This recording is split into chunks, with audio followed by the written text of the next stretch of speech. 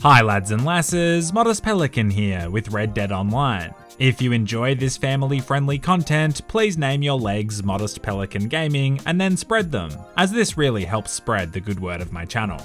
Does that even make sense? Anyway, don't worry guys, I'm not dead. Well, maybe I'm dead on the inside, but really no, it's very sweet when I miss an upload and everyone asks if I'm okay. Or you know, if I'm dead. It's just nice to feel wanted, I guess. So yeah, today we are going to try and make some cash for once, as we're pretty poor. I seem to always get distracted fighting other players, so I'll be doing my best to practice some self-control. Firstly though, I need to take down these witnesses as they're snitching on me because I committed first-degree murder in public.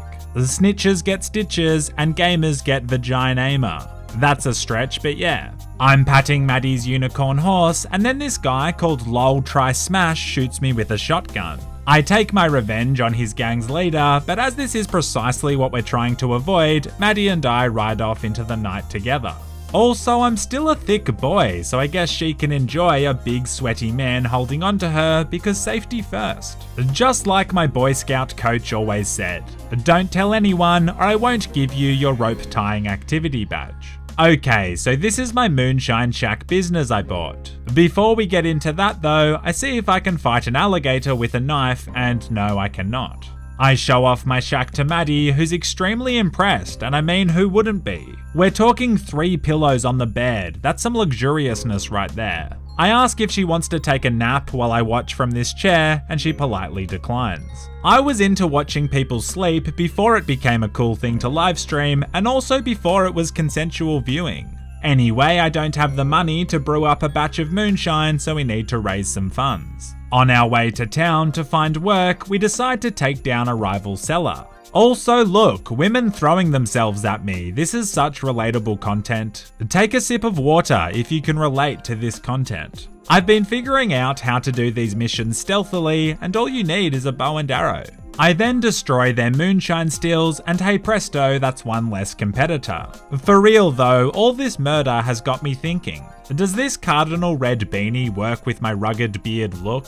Speaking of looks, it's weird how much Maddie's character looks like herself, and how much my character looks like me if I was younger, skinnier, and remembered to moisturize before bed. We decide to do a legendary bounty and track down the notorious criminal known as the Wolfman. The big girl is apparently hiding out here somewhere, and he's kind of dumb because it's freezing and he might catch a cold. No one likes a sneezy malacca these days, champ. I lasso him, and I feel like this is kind of a catfish. I was expecting a werewolf man, but he's just a regular man who's trained wolves, which is still kind of impressive, but yeah, I don't know. Speaking of catfish, I once went on my friend's Facebook Messenger and started talking to girls pretending to be him. I was chatting to this one girl, and no matter what she said, I'd always reply with, "That's hot." I asked her what she was studying, and she said nursing, and when I said that's hot, it came across really flirty and she seemed to like it. I then asked what she did for work, and she said she was a diving instructor, and so of course I said, that's hot. She said not really because she only teaches kids, and when I replied to that one, she blocked my mate. So yeah, we'll say mixed results. Anyway, we deliver the bounty and pocket a cool $40 for our efforts. Maddie proceeds to kill an innocent mountain goat for no reason, and then we head back to my distillery so we can put through this order of moonshine. I don't have all the upgrades, so the best I can do is weak moonshine for $60, but it's better than nothing. While we wait, it's time to sit down and figure out some solid business strategies to see how we can differentiate our product and stand out from the competition. Nah, kidding, we're just going to destroy our competition by murdering everyone and blowing up all their equipment again. Is this honest? No. Is this effective? Yes. Hotel Trivago. Reused jokes aside, Trivago's share price is doing terrible even before the recent economic crash, whereas the Modest Pelican Gaming Managed Fund is way up. So invest smart. Invest with Pelican Fund Management. How smooth would it be if Pelican Fund Management was a real thing? I should just use my moderate amount of relevancy to set up a pyramid scheme, but anyway, yeah. We take down a bunch of other moonshiners as it will help our business long term, and then come across this dodgy ass cowboy. His horse has died and he wants a ride into town. I try to stab him, but the game won't let me, so I reluctantly accept his request. Moments later, he open fires on me, and so I tie him up. Somehow though, he shoots my horse while still tied up, and so we come up with a cunning punishment for him and his friend. This can also act as a valuable life lesson. Never trust anyone. Go into every situation extremely skeptical and ready to act in irrational ways. It'll improve your mental well-being. We wait a long time for a train, but it never comes, so I just become the train. These are actually new citizens I'm crushing as the other ones ran away and we shot them. I also crashed Maddie, but hey, quality train content is becoming a huge part of this channel. I then meet this guy called Shadow Kiz who is super chill. It's always nice to have a friendly encounter, just kidding, I'm sniped from across the river. Using every ounce of self-control, I let it go and prepare to sell this moonshine. Now I don't claim to be some kind of brilliant entrepreneur, well not that often anyway, but selling a batch of moonshine for $37.50 when the supplies cost me $60 seems like a bad deal. Maybe that means $37.50 profit or something, let's see. We take the wagon and luckily don't get attacked by any players, and sure enough, after all that, I just lost $22.50. Not a great return, and definitely not a great look for Modest Pelican Fund Management. Sign up now. Fortunately, the smartest player of our group is hopping on now. The man, the myth, the legend, Stealthomato. Someone once called Stealthomato Granny McFarto, and I still laugh about it. Wow, the big girl's been here for all of 1 minute and he's already taken my spot on the back of Maddie's horse. Don't get too comfortable, sweetheart. I was her everything once too. Okay, so I think the problem is I didn't flavor the moonshine and I also don't have enough upgrades yet, so we have plenty to do. It's back to work, and of course by work, I mean killing many, many more people from government revenue agents to of course more competitors. We have a quick break for a game of chicken, which I lose badly. I thought being hella thick was meant to assist with this sort of thing. Then, in one of the biggest double power plays of 2020, simultaneously Mato makes me carry my own corpse on my horse while Maddie steals my signature cardinal red beanie. Just wow, I have no words. Given we have a small crew now, we decide to do our murdering with knives only for an extra challenge. I've gotta say, the close quarters combat in this game is something special.